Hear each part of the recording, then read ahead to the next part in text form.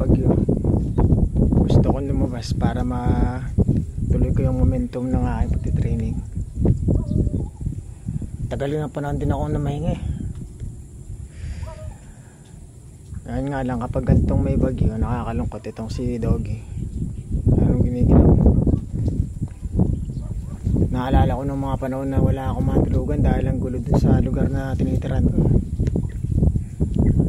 Kaya yun, kaya aware na aware ako sa sitwasyon ng buhay ng mga nasa labas, mapatao, mapahayop, insekto, kalikasan. Kagaya nito si Doggy na to. Ang nag-aalaga dito kay Doggy yung si Manong na taga dito. Dito siya nakatira. Dati natutulog din ako dito nun eh, nung mayroong mga gulo sa paligid na tinitiran ko. Magandaan nga lang na wala na. Salamat kahit pa paano meron akong time para makatulog sa bahay, dahil maghapon akong nag-discount para pang survive tapos para mahandle yung mga binabalak naming negosyo ng mga kaibigan ko. Matulog sa akin kung ako lang yung mag-isa lang. Kaya nagpapasalamat ako sa mga kaibigan ko at sa mga pamilya ko na natira. Talagang mahirap, sobrang hirap pag ano eh, pag nalagmok ka sa mga pinagdadaanan mo kahit walang mental illness. Kasi yung sa akin bipolar eh. Sinasabi nung mga tao hindi ako gusto, naman ako daw yun, pero hindi. Nagkaroon ako nun dahil sa trauma ng nakaraan ko eh. Hindi ko na lang i-detail kung sino yung mga tao na ayoko nang merong may masabi sa akin. Pero yun, dahil sa nakaraan ko, kaya ako nagkaroon. Sa dami ng pinagdaanan ko, hindi nila naunawaan kung bakit ko yun.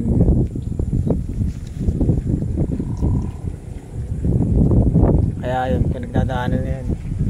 Dapat gagawa natin ang paraan. Kasi kapag hindi natin ang ginawa ng panaraan, sino na lang tutulong sa atin?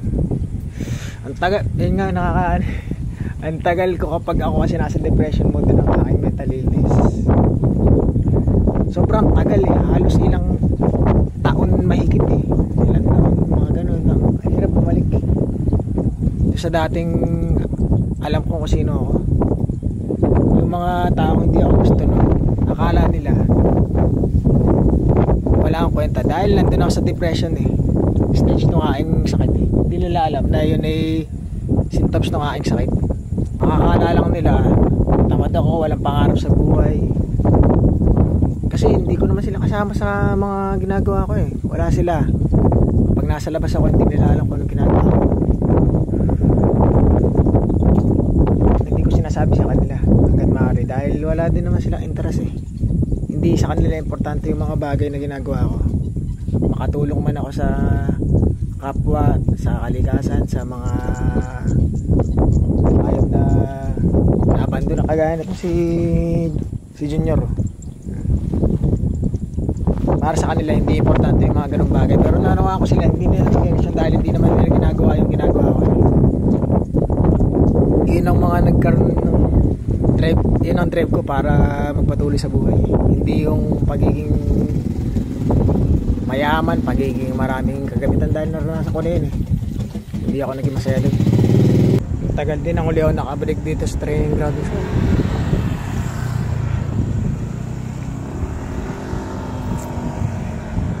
Pero sa daming beses ko na dumagpak ng mga nakaraan, ngayon alam ko na kung paano ko talaga ulit may babalik. Kasi nung lagpak, bangon, lagpak, bangon, lagpak, bangon, sa sobrang daming paulit-ulit narilimutin ko na talagang bumangon eh, dahil ano eh, mabigat na mabigat eh. Pero tuwing lumalagpak ako, talagang ito yung isa sa mga naging solusyon ko para makabangon eh, yung paglabas. So pag-uusap sa mga nagmamahal sa akin at mga nagpapalaga, tapos yun doon nagbubukas na magkakaroon ako ng lakas na loob para makipag-usap sa ibang tao na ang pinipili ko na lang yung mga nandun sa lugar na kung saan may passion kagaya ng sports. Tapos dun sa mga kagaya na to, itong lugar na to marami dito. yung mga nagsasaka. Kasi ang dami ko natututunan sa kanila eh. Sa mga dumidiskarte sa labas, sa mga nagnenegosyo, sa pinakasimpleng trabaho hanggang sa mga pinakamalaking negosyo. Kapag ako bumabalik sa normal kong kakayanan, nagkakaroon ako ng lakas para bumangon ulit. Yung mga huling beses na naging active ako, sa sobrang saya ko dahil nga sa dami ng mga bago kong naging kaibigan at kakilala. Masyado rin ako nun, nasa hyper mode ako nun. Mahirap i-sustain yun eh. Alam kong nandun ako, pero dahil sa sobrang saya ko, nalimutan ko i-balance eh. To the point na meron na pala akong mga na-open, kagaya ng mga pasaway sa paligid. Gets ko na yun. Alam kong mali, pero syempre matatansya ka rin kung sino ang bebenggahin mo. Kasi hindi lahat makakaunawa niyan eh. Ang gusto mo lang naman eh mapabuti sila. Pero hindi sa lahat ng panahon dapat natin benggahin yung mga mali natin nakikita sa paligid eh. Dahil tayo mismo meron din tayong mga pagkukulang. Ang pinakamahalaga yung maunawaan natin. Tapos minsan talaga may mga bagay hindi tayo control, kaya dapat tayo yung mag-adjust sa sitwasyon para hindi tayo ma-agrabyado sa banda-banda dyan. Maliban na lang kung talagang pang-aabuso na yung ginagawa, yun ang kailangan na talaga solusyonan. Kasi ibang usapan na pag mga ganung bagay, kailangan mo din namang ipaglaban yung karapatan mo para sa kabubuti ng mas nakararami. Kasi yung mga gumagawa rin naman ng mga yan ay naliligaw lang din ng landas, tas hindi nila alam kung paano susolusyonan.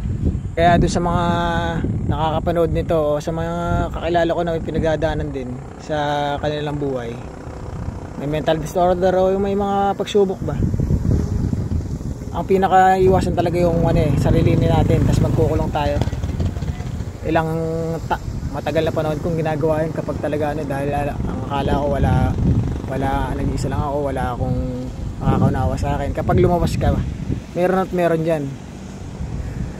Pero ito yung pinakamagandang tip eh.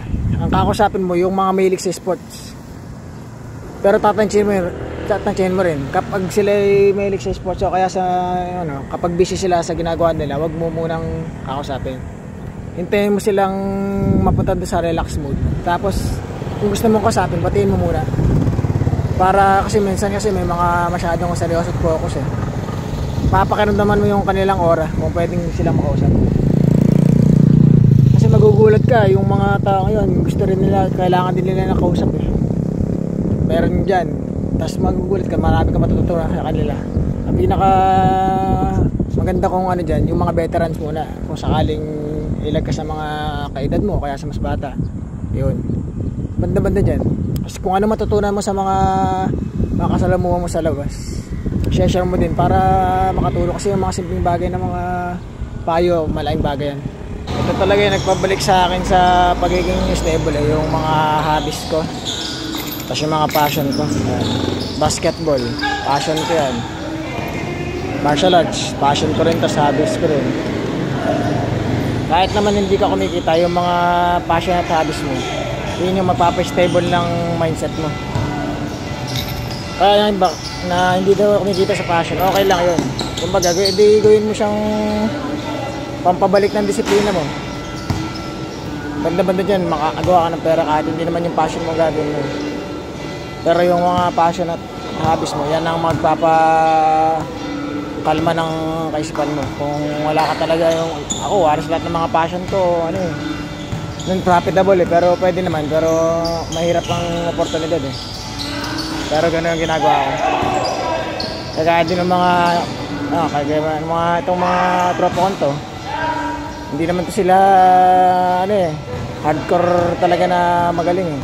Pero ito yung passion nila, kaya ginagawa nila pang balance ng buhay. Iba't ibang mga trabaho nila, malayo sa sports. Pero ito yung makakapag-stable ng kanilang kaisipan tas ng kalusugan. Kaya importante talaga kapag meron ka nito.